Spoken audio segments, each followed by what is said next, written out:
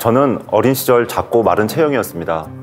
그래서 대한민국 남성이라면 꼭 거쳐야 하는 관문인 군 신체 검사를 받게 되었을 때 체중 미달로 군대 면제 판정을 받았었는데요.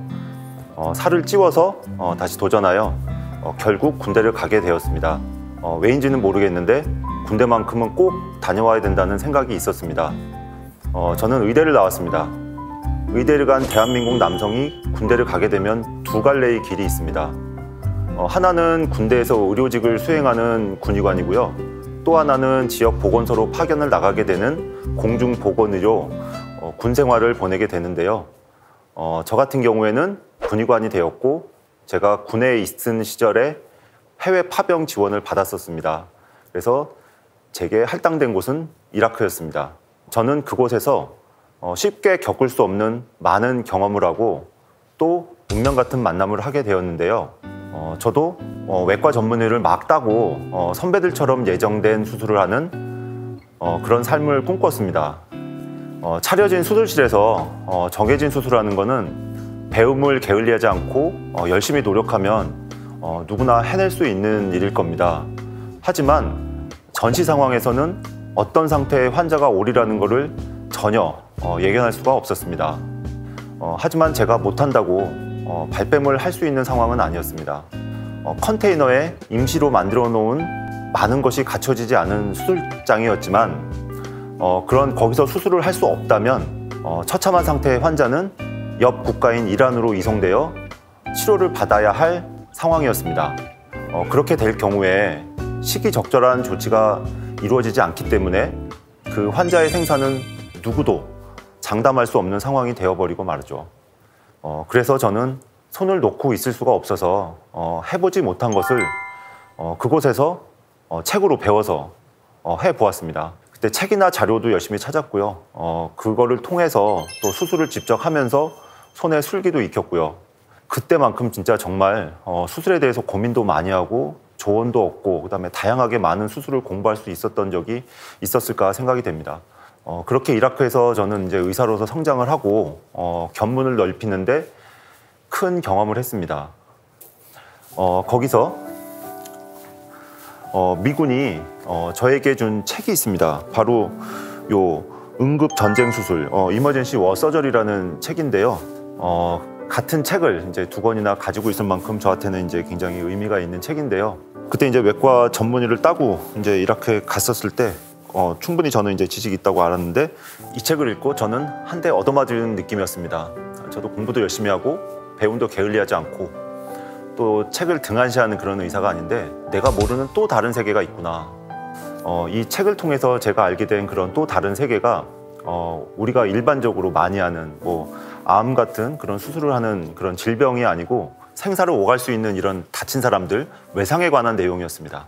제가 이라크에 간 것은 저의 인생을 송두리째 바꾸게 된 큰 사건입니다. 안녕하세요. 저는 의정부성모병원 권역외상센터 조항주입니다. 아마 외상센터라고 하면은 아마 제일 먼저 떠오르신 분, 아마 유명한 분, 저의 선배님이시기도 하죠. 그래서 이국종 교수님을 아마 떠올리실 텐데요. 그분이 경기 남부권을 지키신다면 저는 경기 북부권을 지금도 지켜내고 있습니다.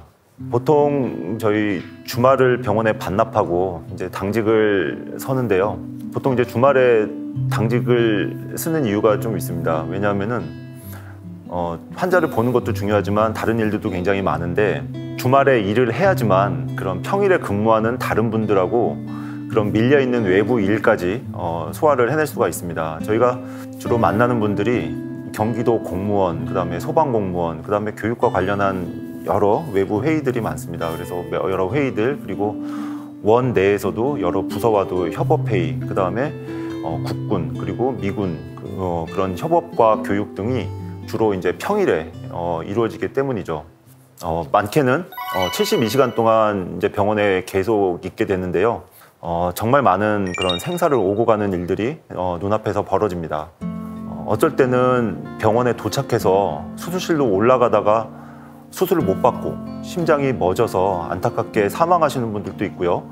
그런 분들 같은 경우에는 정말 몇 분만 빨랐으면 어땠을까 하는 생각이 머리를 굉장히 강하게 스칩니다.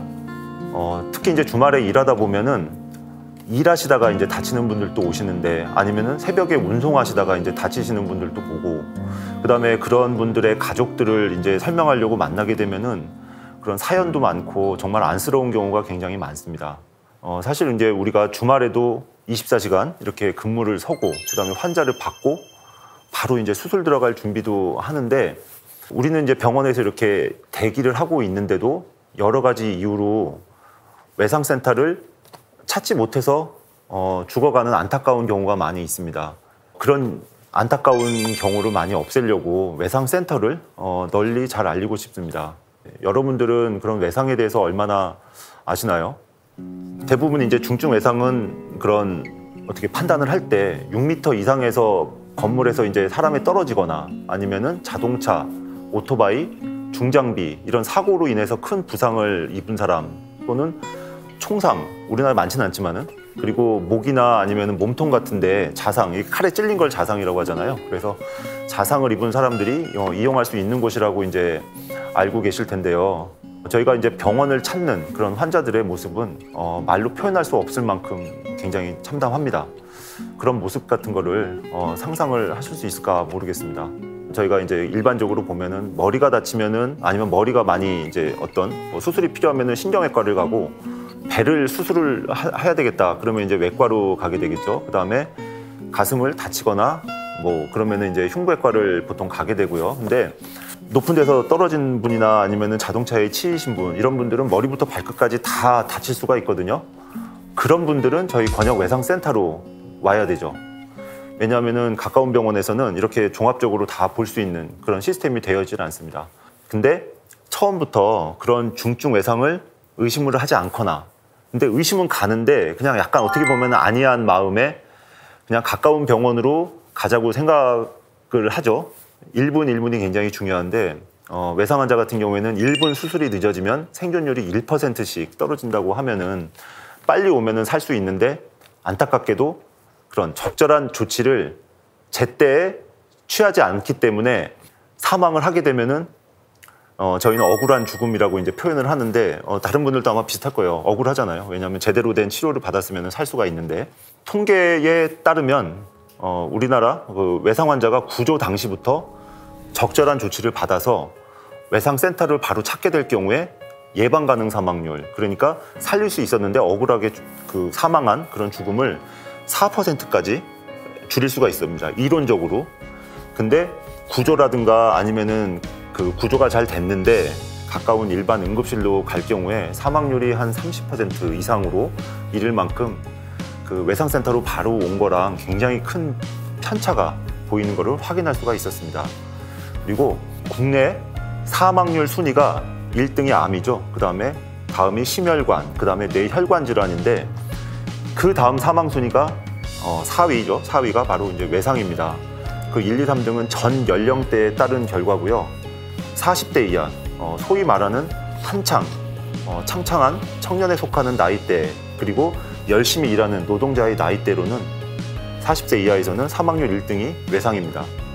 그만큼 외상으로 인한 사망률을 줄이게 된다면 사회에 많은 에너지를 쏟을 수 있는 인재를 지킬 수 있다는 것을 의미하기도 합니다. 그래서 그런 수술까지의 그런 시간을 줄이기 위해서는, 그러니까 골든타임 안에 환자가 치료를 받도록 하려면 저희 외상센터만의 노력이 아닌 소방, 그다음에 시도, 군, 그리고 미군, 이런 저희 병원이 아닌 다른 분들하고 긴밀한 협력이 필요합니다. 그래서 저는 시간이 나면은 소방서를 정기적으로 방문해서 소방대원들에게 외상센터도 알리고, 그 다음에 소방학교라든가 이런 쪽에서 교육이 있다고 하면은 힘들더라도 가서 교육도 하고, 그리고 또 교육 과정 같은 거를 같이 상의해서 어떻게 하면은 더 좋게 만들 수 있을까, 이렇게 하고 있습니다. 그래서 이 일을 벌써 한 13년 정도 해오고 있는 것 같습니다. 처음에 소방서를 갈 때는 아무것도 준비되어 있지 않은 상태에서 소방서를 찾아서 그냥 외상을 치료할 수 있는 병원이 있다, 그게 우리 병원 외상센터다, 이러니까 우리 쪽에 환자를 보내주면은 저희가 이제 열심히 살리겠습니다, 이런 식으로 이제 얘기를 했습니다. 사실 이제 기존의 응급 시스템도 굉장히 좋은 시스템이기는 하지만은 환자가 이곳을 맨 처음 오는 게 아니라 다른 병원을 갔다가 돌고 돌아 안 될 때 우리 병원에 오는 시스템이었습니다. 하지만 그렇게 되면 환자는 최적의 처치를 받을 수 있는 그런 기회를 잃을 수도 있는 거죠. 또 병원에 저 같은 외상 전담 의사가 상주하니까 이렇게 좋아졌다라고 정리해서 발표하기도 했습니다. 근데 이런 것들이 정말 많은 사람들이 있어서 해낸 것이 아니라 오롯이 저하고 인턴 후배 처음에 둘이서 해낸 일이었습니다. 제가 생각하면 그때 당시 저는 굉장히 열정적이었고 또 어떻게 보면은 유니크한 의사였던 것 같습니다. 그 당시의 분위기에서는 지금과는 다르게 정부의 지원도 전혀 없던 때였고요. 병원의 수익적으로도 큰 적자가 예상되기에 외상을 전공하는 외과 의사가 근무를 할 수 있는 자리가 없던 때였습니다. 누군가 외상을 전공하고 싶다라고 얘기를 하더라도 쉽게 전공할 수 없었던 그런 시스템이었습니다. 하지만 다행히도 저는 가톨릭 기관에 근무하고 있었고 우리 병원에서는 가톨릭 이념으로 죽어가는 생명을 살리고자 저를 외상 전공으로 뽑아주셔서 지금의 이 자리에 오게 되었습니다. 우리가 영화를 보면은 헬기를 타고 주인공이 등장할 때 그 멋진 배경 음악이 이렇게 깔리잖아요. 근데 이 헬기로 인한 소음은 들리지 않습니다. 우리가 소음으로 간주하는 소리는 60데시벨 이상으로 간주한다고 하는데요. 군 헬기나 또는 소방 헬기로 인한 민원이 쇄도하는 지역의 데시벨을 측정해보면 이거보다 조금 더 높은 80데시벨 이상의 수준의 소음이 측정되는데요. 저희 외상센터도 그 헬기장을 지어서 운영하면서 위급한 환자들을 수송하는데 헬기를 적잖이 띄우고 있어서 주변 주민들의 그런 민원을 받고 있습니다. 민원의 내용은 대부분 이렇습니다. 집에 수험생이 있는데 너무 시끄럽다. 그다음에 소음으로 인해 생활이 힘들다. 애가 경기를 한다. 그다음에 문의 힌지가 헐렁해졌다. 라며 그런 불편감을 호소하시는데요. 저는 그때 문의 힌지라는 게 이렇게 민원을 통해서 처음 알게 되었습니다. 불편을 겪고 계신 분들을 일일이 찾아뵙고 말씀드리고 싶지만은 사실 시간 여건상 그런 것들은 힘들 거고 정책상 서로 저희가 불편함을 해소할 수 있는 방법을 모색을 하고 있습니다. 또 저희는 이렇게 양해를 부탁드리죠. 그 소음이 아닌 그런 헬기 소리를 사람을 살리는 소리로 이해해 주시면 안 되냐고요. 그래서 닥터 헬기 소리는 생명입니다 라는 소생 캠페인을 하기도 했습니다. 얼마 전에 우리나라 예방 가능 사망률이 많이 감소했다는 기사가 있었습니다. 저도 이제 환자들을 이제 사례를 갖다 이제 말씀드리면은 한 분은 북한산에서 추락하셔서 저희 병원에 오셨을 때 혈압이 50 정도로 굉장히 낮은 상태였습니다. 일반적으로는 120 정도 됩니다. 근데 의식도 없으셨고 또 그다음에 골반골절로 내부 출혈이 굉장히 심한 상태였는데요. 하지만 그분이 만약에 그 헬기가 아니고 이렇게 산에서 밑으로 어떻게 들 것이나 이런 걸 통해서 내려왔다면 시간이 굉장히 지체됐을 텐데 그래도 헬기로 이송을 한 덕분에 빨리 외상센터로 도착을 해서 골든타임 안에 수술을 할 수 있었고 결국 사회로 잘 복귀를 하셨습니다. 그래서 이제 나중에 외래 진료 오셨을 때 가족하고 같이 오셨죠. 그래서 거의 다치기 전 상태까지 회복하셔서 현재 이제 일을 하신다고 말씀을 하시니까 굉장히 뿌듯했고요. 어떤 경우에는요, 저희가 헬기에 직접 탑승해서 현장에 가서 환자를 처치하면서 병원으로 같이 오는 경우가 있습니다. 왜냐하면 현장에서부터 처치가 이루어진다면 환자에게 더 많은 도움이 될 거라고 저희들은 생각했기 때문이죠. 그리고 또 하나 이제 119 사이렌 소리 같은 경우에도 힘드시겠지만 조금 참아주셨으면 좋겠습니다. 119 대원들이 어떻게 하냐면요, 보통 도로에서 사이렌을 켜고 오다가 병원에 들어오기 전이나 또는 원대로 복귀해서 소방서에 들어가기 전에는 사이렌을 끄고 간다고 합니다. 이제 배려를 하는 거고요. 그리고 주택가에서는 민원이 생기기 때문에 또 조용하게 가기도 한다고 이제 말을 합니다. 근데 그런 것들을 조금만 이해해 주셨으면 좋겠습니다. 오늘 또 누구 하나를 살리기 위해서 많은 이들이 애쓰고 있구나 하고 말입니다.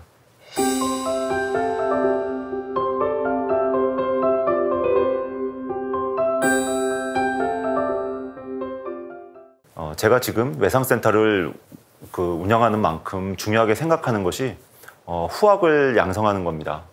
아직까지는 이런 외상센터를 지원하는 인원이 적은 게 현실인데요. 그만큼 힘든 것은 인정은 합니다. 다른 과는 5시에 마음 놓고 이제 퇴근할 수 있는 과도 있는 반면에 저희 과는 5시에 환자가 이제 실려온다면 뭐 퇴근은 반납한 채 수술탕으로 달려가기도 하죠. 하지만 저희가 이제 이런 의사라면 외상 환자를 구하는 것만큼 의로운 일이 있을까 또 생각이 됩니다.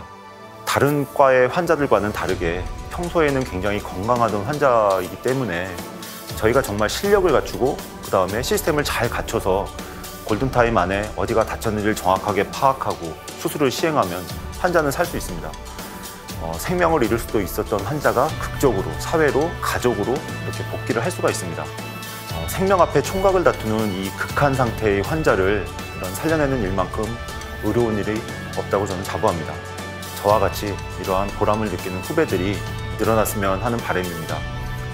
처음에는 힘들어 보이지만 계속할 수밖에 없게 만드는 그런 매력이 분명히 있습니다. 외상센터에 있으면 정말 많은 일들이 일어나는데 그런 별일들이 또 다른 생각조차 못한 극한 감동, 그런 별일들을 만들어낼 수가 있습니다. 생명을 살리는 일을 이어가는 저희 외상센터의 그런 관계자들에 대한 지속적인 관심 앞으로도 잘 부탁드립니다. 감사합니다.